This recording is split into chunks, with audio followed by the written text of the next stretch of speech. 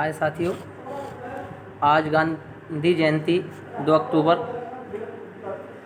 पर आपके लिए प्रस्तुत है इंडिगो 12th क्लास का लेसन है फ्लामिंगो से। इंडिगो का मतलब है नील की खेती, जिसके लेखक हैं लुई फिशर। इन्होंने गांधी जी की the life of Gandhi ji में से ये लिया है। ये जर्नलिस्ट रहे हैं। इन्होंने ये लेसन जब दिसंबर 1916 में गांधी जी लखनऊ गए थे, उस समय से वर्णित किया गया है।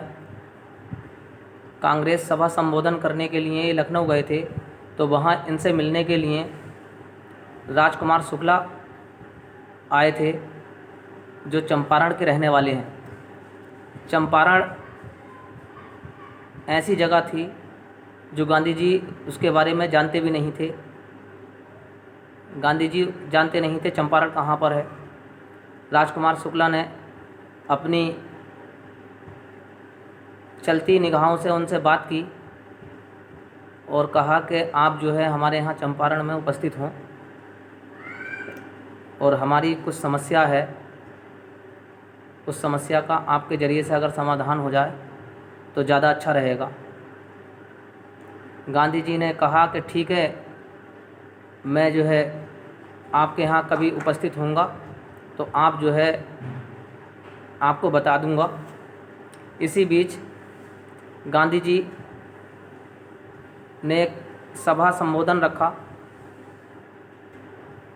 और वहाँ इन्होंने जो है राजकुमार शुक्ला जी को बुलाया और बुलाने के बाद उपरांत राजकुमार शुक्ला जी ने राजेंद्र प्रसाद नाम से एक व्यक्ति थे, जो आगे चलकर हमारे आज़ाद हिंदुस्तान के राष्ट्रपति के नाम से भी प्रसिद्ध हुए, वो एडवोकेट थे।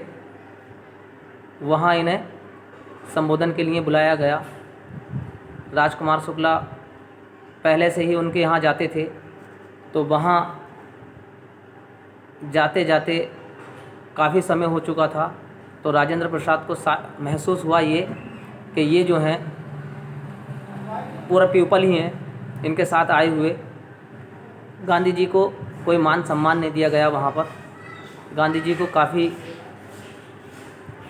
वैसा फील हुआ, उन्हें लगा कि मतलब इसको किसी के बारे में कोई जानकारी नहीं है। फिर उन्हें प्यास लगी तो पानी के लिए वो वेल की तरफ जग गए, कुएं की तरफ, तो वहाँ कुएं पर भी जाने नहीं दिया गया उन्हें।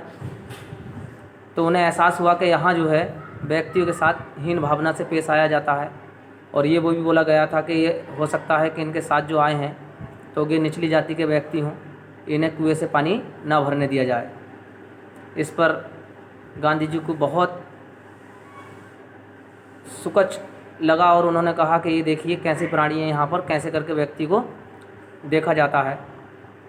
फिर ये इन्होंने एक सभा संबोधन किया मुजफ्फरनगर में। वहाँ ये पहुँचे जहाँ जेपी कृपलानी के घर पर ये रुकते उससे पहले ही वहाँ के व्यक्तियों को खबर मिली कि गांधी जी यहाँ पर आने वाले हैं, तो उनके स्वागत के लिए काफ़ी सारे व्यक्ति वहाँ पर मौजूद थे और वहाँ पर उनका स्वागत किया गया। काफ़ी पता चला कि ये जो हैं हमारी दुखों को दूर करने के लिए, हमारे लिए क्रांति के लिए यहाँ पर आए हैं, अपना सारा कार्यभार छोड़ करके। तो गांधी जी का जो है स्वागत के लिए वहाँ पर पहुँचे व्यक्ति। इन्होंने सभी समस्याएं वहाँ पर प्रस्तुत की और एक एडवोकेट से भी बात की।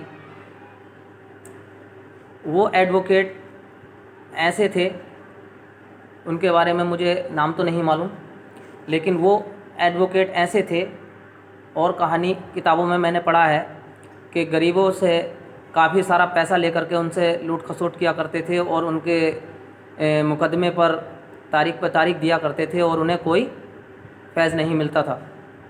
ये सारी समस्याएं उन्होंने जब सुनी तो उस वकील से ही बात की। गांधी जी को उस पर भी बहुत क्रोध आया, क्योंकि गांधी जी भी लॉ करे हुए थे ये भी कुछ जानते थे कानून के बारे में, बैरिस्टर भी बने थे।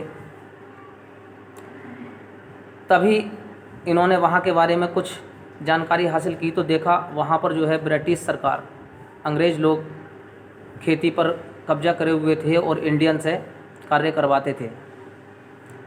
इंडियन उस पर कार्य किया करते थे। वो जो खेती होती थी उसको नील की खेती बोला जाता है। उसी के ऊपर ये चैप्टर दिया गया है इंडिगो। वहाँ पर नील की खेती होती थी और वो लोग जो है इनसे काम करवाया करते थे और उसके बदले में इन्हें जो है खाने पीने का ही साधन जुटा करके दिया करते थे। इससे परेशान होकर के कुछ और भी समस्याओं का सामना आया। उसी बीच जो है जर्मनी में ये सब जो था वहाँ पर भी हुआ, खेतीबाड़ी होने लगी। तो जर्मनी वालों ने कहा कि हमें जो है यहाँ से आप कोई माल ख़रीदने की आवश्यकता नहीं है, यहाँ पर पाबंदी लगाई जाए। जब इस पर इंडिगो पर पाबंदी लगाने का जब नंबर आया तो वहाँ पाबंदी भी लग रही थी तो उस पर भी टैक्स देना पड़ रहा था इन्हें। यही समस्या थी जो वहाँ के लोग काफ़ी सारे परेशानियों का सामना करना पड़ रहा था उन्हें। और गांधी जी ने फिर वहाँ पर एक कमिश्नर थे, उनसे भी वार्तालाप की। कमिश्नर जी ने कहा, कमिश्नर साहब ने कहा कि हम जो है इस बारे में आपसे कोई वार्तालाप नहीं कर सकते और आप जो है यहाँ से चले जाइए। तब ये पीछे नहीं हटे, इन्होंने जो है अपने कदम आगे की ओर बढ़ाए, जिस पर इन पे मुकदमा भी ज़ाहिर हुआ। और मुकदमे के तौर पर जब नंबर आया तो वहाँ के जो आवाम जनता थी वो इनके पीछे वहाँ पर जो है मौजूद रही कि हमारे लिए जब ये आए हैं तो हमारे दुख तकलीफ़ दूर करने के लिए आए हैं और आज इन्हें इसकी सज़ा भुगतना पड़ेगी तो हम पीछे नहीं हटेंगे। तो इस बात को सुन करके वहाँ के काफ़ी सारे पुअर पब्लिक इनके साथ सपोर्ट में खड़ी रही।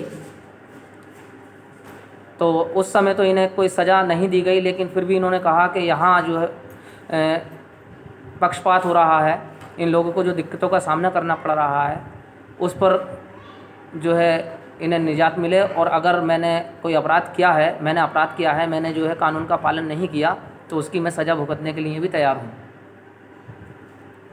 वहाँ भी गांधी जी ने कोई सज़ा तो नहीं मिली लेकिन कार्य को अपने आगे जारी रखा। इसी बीच इनकी पत्नी कस्तूरबा भी वहाँ पर पहुँची। इन्होंने काफ़ी लंबे समय तक वहाँ प्रयास किए और उस नील की खेती यानी इंडिगो पर इन्होंने जीत हासिल की और उन्होंने जो है काफ़ी दिनों तक उस आंदोलन को सफल बनाने के लिए अपना जीवन अर्पण किया। आज हम उन्हीं की याद में उसी जयंती को मनाते हुए इस लेसन पर मैंने कुछ विचार प्रकट किए हैं और आपको अगर अच्छे लगे हों साथियों तो आपका बहुत बहुत धन्यवाद और इसे एक बार अवश्य देखें। थैंक यू साथियों।